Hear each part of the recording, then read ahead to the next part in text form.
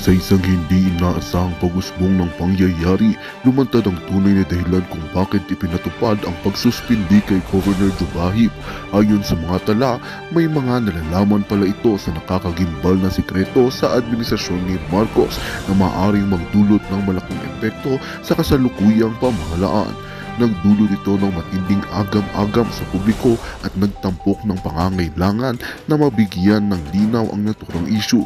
Marami ang nagtatanong kung ano ang mga impormasyon na ito, kung paano ito makakaapekto sa politikal at lipunan.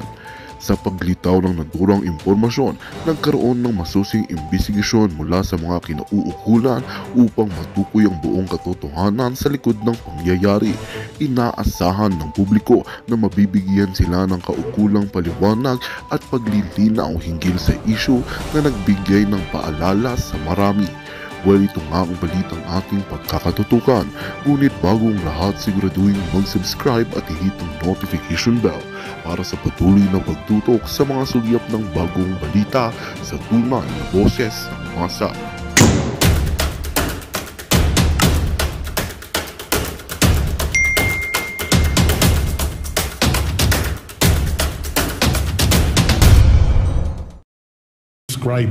By Governor Jobahib. But we are at a point where the abuse is so much, unspeakable nga siya, that we wonder, nasaan yung ibang bosses supposedly to fight for us? Ayan po mga kaibigan, kaya naman pala guys, talagang pinagtutulungan nila itong si Governor Jobahib, no? Talagang niya pinipilit nilang isuspend guys. Ang dami pala niyang isiniwalat. Ang dami niyang ibinunya guys, itong si Kuya Gov ng Davao del Norte. Kaya naman pala. So ito pong pasabog po ni Ka Eric guys, nakasama natin itong si itong si Attorney ano ba pangalan itong attorney na to? Si Attorney Busantog, no? Kasama po dito si Attorney Busantog mga kaibigan, at kasama din natin dito si Dr. Lorraine Badoy, na may pasabog po sila patungkol po ito sa nangyayaring People's Initiative. Yung pagbibigay po ng mga ayuda guys, dito ilalabas talaga lahat ng baho po nila mga kaibigan. Kaya po itong si Governor o si Kuya Governor mga kaibigan ng Davao del Norte, naipit po siya dito guys. Kaya pilit talaga nilang, parang nagkakaano-anuhan na guys nagkasabay-sabay na Nung nagbigay siya ng permit sa prayer rally, tapos meron siyang pending na kaso, binuksan po nila yung pending na kaso dahil po guys, ang dami niyang ibinulgar itong si Governor. So dito guys, malalaman natin lahat po ng mga ginagawa nitong mga katulad nitong si Anton, no? Isa pa 'yan. Tapos yung pumalit ngayon, yung acting governor ngayon, si Oy Oy. Tawag natin sa kanya si Oy Oy kasi puro Oy Oy! Oy! So itong si Oy mga kaibigan, grabe din pala ang ginawa nito sa mga ayuda. So yun po ang ating mga pasabog ngayong gabi guys. Syempre meron po tayong breaking news. Silipin po natin mga kaibigan ang ating napakagandang balita po. Ika-90th anniversary po ng Kingdom of Jesus Christ. Meron po silang konting celebration po. Kahit alam naman natin guys na si pastor po ay talagang hindi pa rin siya nagpapakita, no? At of course guys, question po ito guys question po ang arrest warrant ni pastor po mga kaibigan. Mamaya po yung validity, no? Mamaya aalamin natin 'yan. At syempre, 100 plus ang dumalo mga kaibigan, sabi ko sa inyo opisyal na po ito mga kaibigan sisilipin din natin. Siyempre guys, hindi po tayo papatalo. Kasi sinasabi nila, ilan ba yung sinasabi nila? Ilan daw sinasabi nila? 7,000 lang daw yung dumalo. Sino ba yung nagsabi nun? Huwag natin bagitin ang pangalan. Mga walang kwenta. 7,000 lang daw ang dumalo mga kaibigan. Hindi daw umabot ng 10,000. Grabe kayo. Tapos, hindi daw malapit sa katotohanan yung 20K. Grabe naman kayo. Masyado naman kayong exage. Anyway, ganun talaga. Pag mga inggit, no? At of course, nagpapakalat na naman ng kasyungaan itong si Hontivirus. Yan po mga pag-uusapan natin ngayong gabi, pero bagong lahat, kung bago pa lang kayo sa aming channel, mag-subscribe na po tayo mga kaibigan. Huwag niyong kalimutan mag-comment, like, at pag-hit notification bell para updated kayo sa aming mga bagong videos. ADF 2.0 po ang aming FB page. Follow, like, and share na mga videos. Ayan po mga kaibigan, live na naman tayo guys. Happy Monday po sa ating lahat. Mainit pa rin kahit gabi na. Hello Susan! Ay, si Susan nandito. Walang pasok galing Nona Flores, maraming salamat po sa iyong 99 pesos. Si Nona Flores po, palagi po nagpapahalo-halo. Maraming salamat. Sa sobrang init kasi, no? Kaya, thank you very much, Nona Flores, sa inyong maagang panghalo-halo. Ayan, boy naman, no? Galing naman. So, mga kaibigan, ano bang nangyari? Ano ba talagang nangyari dito kay Hontivirus? Bakit ayaw yung tigilan si Pastor? Alam mo, nakakalata na po guys. Talagang hanggang ngayon pinipilit pa rin niya mga kaibigan itong si Pastor. Pinipilit pa rin niya mga kaibigan. Grabe talaga itong si Hontivirus na to. Ayaw mo talaga tumigil Ayaw mo talaga tumigil. Mamaya po may papakita kami sa inyo. Para po mga kaibigan, itong si Hontivirus ay magising na sa katotohanan. Dahil lahat po ng kanyang sinasabi guys, wala na pong naniniwala. Sus Maria Joseph. Ilan na po ang mga expert, ilan na po ang mga political strategies, ilan na po ang mga abogado na nagsasabi, wala na po, hindi niyo na po pwedeng habulin si Pastor, Hontivirus. Bakit? Wala na andun na sa korte ang kaso niya. Sus Maria Joseph naman Bakit natakot ka baka ma-absuelto? At eto guys, ito ang nakakatawa mga kaibigan. Mamaya po, sisilipin din natin itong si Hontivirus mga kaibigan, gusto daw niyang i-revoke. Ito makinig kayo. Gusto daw niyang i-revoke ang mga armas ni Pastor Kibuloy kasi meron na siyang tinatawag na mga private army. Diyos ko day, kasyungaan mo talaga, grabe ka. Ang hirap talaga pag hindi abogado, no? Ako hindi naman ako abogado, no?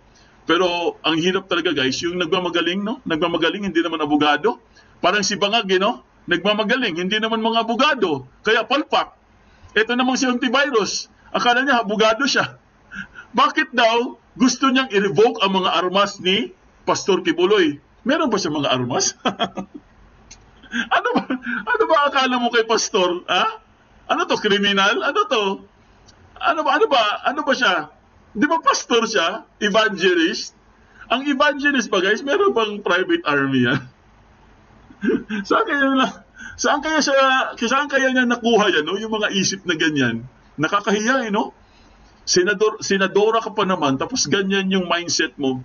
Hay, nako sa'yo, Hontivirus. Ewan ko sa'yo. Anyway guys, syempre, bago po natin ituloy ating mga issue ngayong gabi, kumustahin muna natin ang ating mga suki sa abroad po, ang ating mga OFW. Siyempre kayo po yung mga bagong bayani. Kayo po ay ang tumutulong sa ekonomiya ng Pilipinas. Kaya saludo po kami sa inyo. Dahil kayo po ay talagang ang aming tunay na bayani. Ayan po mga kaibigan, sana po nasa mabuti kayong kalagayan. Siyempre guys, hanggang ngayon sumisigaw pa rin tayo na buksan ang libro. Asa na yon? Asa na yung buksan ng libro? Wala na. Ang dami ng issue, natabunan na. Pati yung bigas, 20 kilong bigas. Wala na. Giatay ko dasay. Wala na. Paano pa natin mahahabol yung bigas na? Giahak yung bigas na yan, Anyway, syempre, kumustahin din natin ang ating mga suki, ang ating mga avid listeners, viewers, syempre, ang ating mga subscribers, at ang ating mga members. Maraming salamat! Ayan, ang dami nating members. Maraming salamat sa inyo guys. Dahil sa inyo, kayo po ang bubuo ng Fulinet Channel. Kayo po ang aming tunay na boss, tunay na mga amo. Syempre, kayo ang mga idol dito. Kaya nagpapasalamat kami sa inyo guys. Kasi kung wala kayo, syempre, wala ding Fulinet Channel. Kaya, para sa inyo ito lahat mga kaibigan. Kaya umpisahan na natin. Siyempre, babati muna tayo na mabilisan. Si Marilu Dilantar, si Alma Jornales, Pura Aquino, Susan Abeles, hello, walang pasok, Susan. Daybot, ayan si Marilu Inero, Adel Bautista, Yamaguchi, Shirley, hello Yamaguchi. Si Rosalie Serenio, Daybot, ayan si Joe Reyes, sila si Adel Bautista, Margarita Estrada, Emma Zapata, Reina Baher, at sila si Nona Flores, Ichiro Macdi A. Matiga, Rolando Telegrapo, Miss Butterfly. Hello, Miss Butterfly. Hello, Chrissy Brooks. Leo Bonag, Elena Calapis. Good evening to each and everyone. God bless us all. Ayan, Gigi Buenaflor, Nana Esteban, Mara Valdez. Hello, Mara Valdez. Loida Besana at marami pang iba. Norma Jalava. Kumusta ka na dyan? Ayan, si Kada Fisali, Lina Marie, Glory Hoffman, Rowena Saladino Lim, at sa Nancy Jurado, Glory Hoffman, Wang Yoni, at marami pang iba. Oy, si Michael Agzulio, andito din. Sino ang ating first honor? Si Norma Jalaba ang ating first honor, mga kaibigan.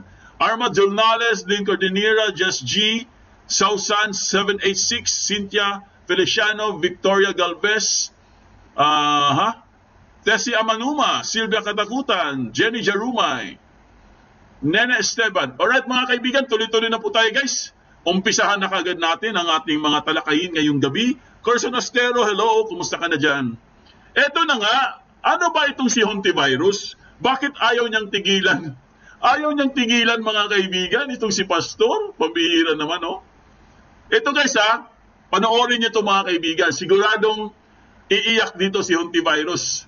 Silipin lang natin guys ito pong 19th anniversary po no ng Kingdom mga kaibigan. Silipin lang natin guys para po good news sa ating lahat.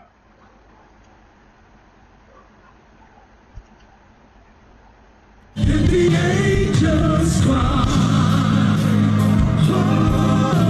holy, for creation cries, holy, you are lifted high, holy, holy forever.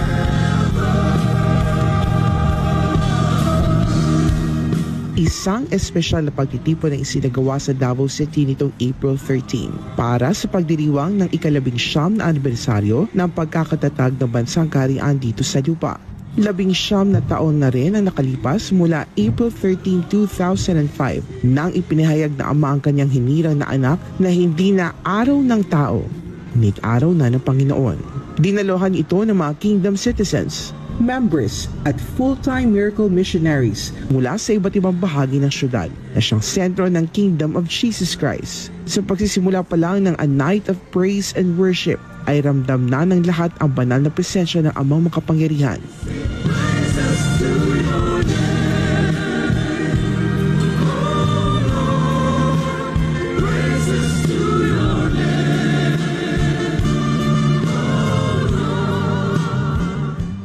Bilang pasasalamat sa lahat ng mga biyaya, milagro at walang hanggang probisyon at pag-ibig sa bawat isa at sa espiritual na kaliwanagan, nag-alay ng mga papuri at pasasalamat ang mga dumalo.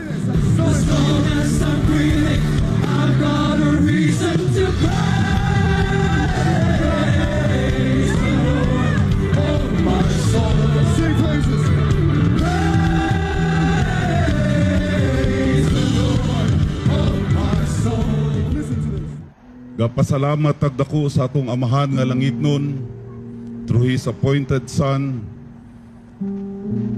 nga ang nasudnong gingharian nagkakusog og nagkakusog.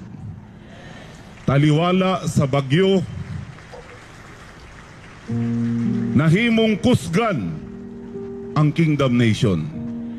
Gituyo niya ning tanan kay gipailan na niya ang iyang anak sa kalibutan. So nagpasalamat agdako nga nahimot ang kabahin sa pagalagad sa anak. Woo! Samantala, sa pamamagitan ng isang audio-video presentation, nagpaabot ng mensahe ang hinirang na anak ng Diyos na si Pastor Apollo Sikibuloy. Father is the power with the gospel boat that I am the captain. Although the intensity and amount of the persecution is the same, and maybe it is even more, but I cannot feel it anymore. You know, because the kingdom has become so big that all of this oppression of Satan, Lucifer, the devil, and his persecution are just like waves that are only touching my heels. That is how powerful the appointed Son has become, not because of my own power, but the power that has sent me and authorized me to preach and to share the manna of revelation I am sharing to the whole world today. Sinunda naman ang naturang pagtitipon ng pagpapatuloy ng prayer rally para kay Pastor Apollo para sa hustisya na nararapat rito sa gitna pa rin na nagpapatuloy na political persecution at oppression. Grabe. Ano guys, no? Nakakapanindig balahibo. Dasal ang mga kingdom members at workers at maging ng ibang mga taga-suporta ng butihing pastor na manaigang katotohanan, katwiran at katatagan sa kabila nararanasang pagsubok ng buong bansang kaharian. Ibalik po natin ang buong kaluwalhatian sa ating dakilang Ama. Why should I worry? Why should I fear? Grabe, no? When the very same Father stays always near, lives in my heart, and He hears when I cry. I call on His name till the storm passes by. So why should I worry? Why should I fear when the very same Father stays always near? He lives in my heart, and He Grabe talaga si Salty Virus, no? Wala talaga siyang puso, no? Grabe. Tingnan nyo guys, ang dami, no? Araw-araw sila dyan, araw-araw. I call on His name till the storm passes by. Samantala, hindi naman kompleto ang selebrasyon kung walang handaan. Kaya naman isang engrading salo-salo ang inihanda ng lahat para sa anibersaryo. Nagpaabot naman ng pasasalamat ng ilang mga kingdom citizens na dumalo sa pagdiriwang sa Davao City. Grabe, inamo ka, malipayon karon. Aside sa nag-celebrate ni sa 19th anniversary of the birth of the Kingdom Nation, malipayon mi yun. Despite sa mga persecutions, despite sa tanan ng mga allegations, false accusations sa mga gugmaong magbalantay, naamit dili nag-celebrate, nag-enjoy sa panalangin nga gihatag sa langit ng Amahan sa buong kinabuhi. We are fighting a battle that we have already won through His appointed Son, Pastor Apollo C. Kibuloy. Kami po na sumusunod kay Pastor Apollo C. Kibuloy ay hindi kami bulag na tagasunod, kundi kami sumusunod sa aming panampalataya sa Espiritu at katotohanan. Pastor, nagpapasalamat po kami sa inyo, Pastor Apollo C. Kibuloy, sa pagtanggap ninyo ng napakalaking responsibilidad mula sa ating Ama. Maraming salamat, Pastor, sa inyong pagtitiis, sa inyong lahat na ginawa na pagtitiis alang-alang sa ikakaligtas ng sangkatauhan. Thank you, Pastor. Thank you very much. We love you. So in a span of 19 years, the Kingdom Nation expansion has been unstoppable, producing millions of sons and daughters all over the world. So even though we are facing persecutions, tribulations, and trials, you can see that the Kingdom Nations stand firm on our commitment and dedication to our Almighty Father through His appointed Son. Pastor, thank you for changing our lives, and without you, Pastor, we are nothing. And we will stand firm on our commitment, Pastor. Hindi ka namin iiwan po. Very special ang araw na ito because it's the 19th year anniversary of the birth of the Kingdom Nation, which means finally may pinamamahalaan na ang Ama sa pamamagitan ng kanyang anak dito sa bansang kaharian, which is a kingdom nation that is strong, united as one, obedient to the will of the Almighty Father. So laging masaya dito, always celebration because we know that the victory is ours. Praise the Father. Pastor, we love you so much. Marami pong nagmamahal sa inyo and we are always here for you all the way po. Kahit saan po tayo mag-abot, kahit saan mag-abot ang laban na ito, we will always be with the Son forever in eternity, mga kapatid. Praise the Father. We love you, Pastor. Ugda ko ang atong pagpasalamat. Patunay lamang ang pagdiriwang at ang pagsasamba sa Amang makapangyarihan na mas lalong lumalakas ang pananalig ng buong bansang kaharian sa Ama na sa kabila ng mga pagsubok, tanaw at randam pa rin ng bawat isang katagumpayang nakalaan para sa The Kingdom of Jesus Christ Community.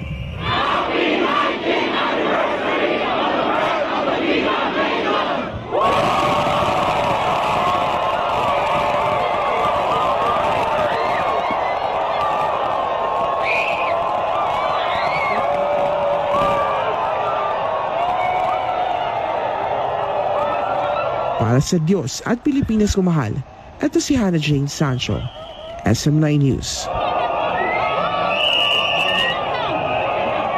Ayan po mga kaibigan,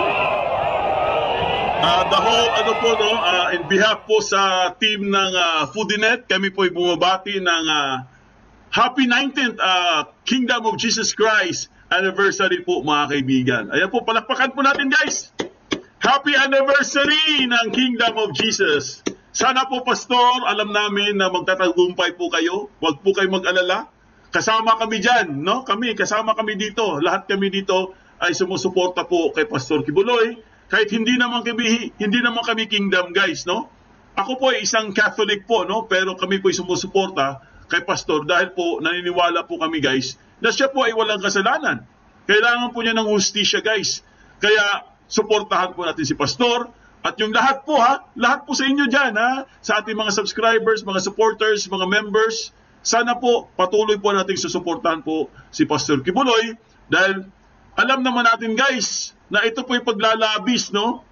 Ito po yung talagang ginagamit po nila ang kanilang kapangyarihan. Parang isang pastor po na wala namang kasalanan ay talagang ididiin po nila guys hanggang sa ito po ay talagang mapahiya at maalis po sa pwesto mga kaibigan. Yan po talaga ang plano nila. In fact mga kaibigan, itong si Hontivirus guys, meron po siyang masamang pinaplano mga kaibigan. Ito po, ipapasilip ko lang sa inyo guys, itong masamang pinaplano po ni Hontivirus mga kaibigan. Ito po, panoorin natin guys. Kibuloy is armed and dangerous. Buhay na buhay ang mga armadong sundalong handang magpakamatay para sa kanya. Pugante na si Kibuloy, kaya huwag nang mag-alangan ng PNP na bawiin ang mga armas niya. Alam na ng lahat sa social media na may private army siya, pero bakit parang nagbubulag-bulagan sila? The PNP should do better. I urge the new PNP chief, Police General Romel Marbil, to step up. There could be a failure of intelligence if it's taking this long to locate the whereabouts of Kibuloy. 2 warrants of arrest na ang na-issue pero hindi pa maaresto. Together with his private army, Kibuloy is a threat to peace and order in the country. Narinig niyo yun? Kibuloy daw mga kaibigan is a threat? Meron na siyang private army? Anong pinagsasabi nitong Hontivirus na to? Ito ipasilip ko lang sa inyo guys. Ito po ang kanyang sinabi dyan. Ito po ang kanyang sinabi dyan mga kaibigan, no? Itong si Hontivirus. Ayan po, Hontivirus calls for revocation of fugitive Kibuloy's firearms. Kasi si Kibuloy daw mga kaibigan is armed and dangerous. Tandaan nyo sinabi yan Sinabi niya sa video na yan. Pero ito po ang sinabi ng PNP. Ito po ang sinabi ng PNP mga kaibigan, silipin natin. Ayan po, basahin nyo guys. Basahin nyo sa screen nyo. Puro kasyungaan talaga itong si Hontivirus na to. Yan po ang sinabi ng PNP. Basahin nyo guys. Ang sinabi ng PNP, andyan po sa screen nyo mga kaibigan. Ang sinabi po ni Hontivirus, ito daw si Kibuloy, kailangan na daw hulihin kasi he's a threat daw. Meron na siyang private army at siya daw ay isang armed and dangerous. Pero anong sinabi po ng PNP mga kaibigan? Kibuloy, not armed and dangerous with 19 guns. Hindi po siya armed and dangerous mga kaibigan, si Pastor. PNP na po ang nagsabi niyan. Di ba? Wala po siyang private army mga kaibigan. Paano siya magkakaroon ng private army? Kung meron po siyang mga armas mga kaibigan, mga collection lang yan. Kung meron siyang armas, mga collection po yan, mga kaibigan. Paano ka magkakaroon ng private army? Pag nagkakaroon ka ng private army, guys, dapat makikita mo bawat sulok ng kingdom. Makikita mo yung mga nakatayo, mga naglalakad, may mga daladalang mga di kalibre, mga mahabang armas, naglalakad-lakad sa kingdom. Di ba? Kung meron ka talagang private army, pero lang siguro kung may security guard ka, ilan lang ba yung security guard? 2, 3, 4? Pero pag sinabi mo kasing private army, marami po yan. Makikita mo yan, naka-civilian o kaya paikot-ikot yan sa vicinity. Di ba? Paikot-ikot yan. Kasi nga, binabantayan nila yung lugar eh. Private army nga, di ba? Kaya nga tawag sa kanila, private army. Pero wala po tayo nakikitang private army. Ang dami na po nakapunta doon, mga kaibigan. Ang dami na mga vlogger na nagpapatunay na wala pong private army doon, Sus Mariosep. Wala pong mga baril doon. Evangelist po si pastor. Siya po ay isang preacher. Di ba?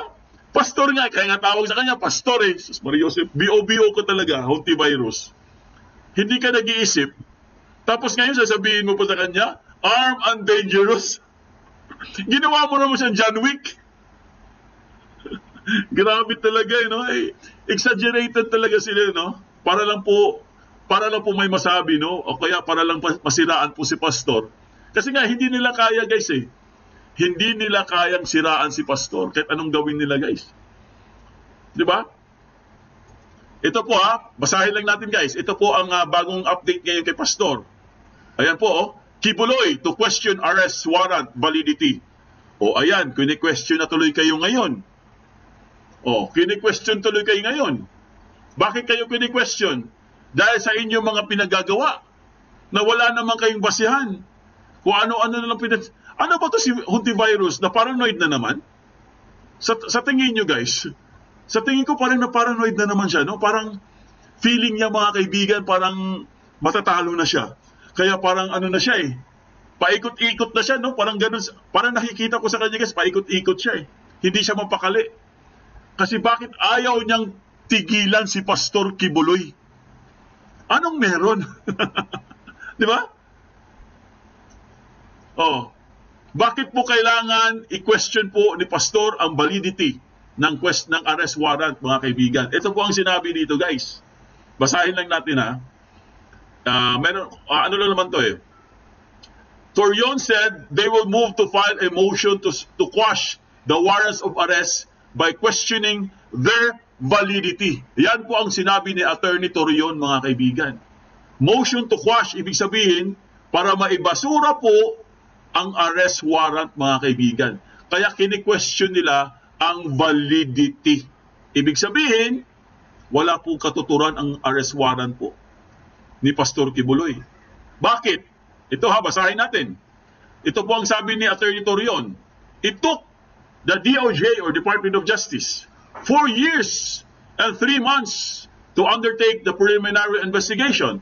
Hence, the resulting resolution finding probable cause against the respondents as well as the information and warrants of arrest are void.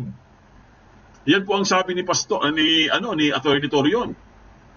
Ibig sabihin, mga kaibigan, ang kaso kasi niyan, guys, matagal na. Sobrang tagal na po yung kaso na yan. Parang rehash na nga dyan. Tingin ko nga dyan, rehash eh. Parang inulit-ulit na lang nila para po magkaroon siya ng kaso ulit. Di ba? Parang ganun yan eh. Ito po ang sabi ni attorney, I have not yet received the alleged petition to transfer the venue filed by the DOJ. Sabi po ni Attorney Torion, if ever they will do that, we will certainly oppose the same because the alleged crimes and charge against Pastor Kibuloy allegedly happened in Davao City. Therefore, the jurisdiction of the alleged crimes should be in Davao City, mga kaibigan. Kasi gusto nga nilang ilipat eh. Gustong ilipat itong kampo ni Hontivirus ang kaso ni Pastor dito. At dito na nga po nagtatapos ang ating video. Tila patuloy at talamak na nga ang mga katiwalian sa bansa, lalong-lalo na ang kasalukuyang Pangulo na si Bong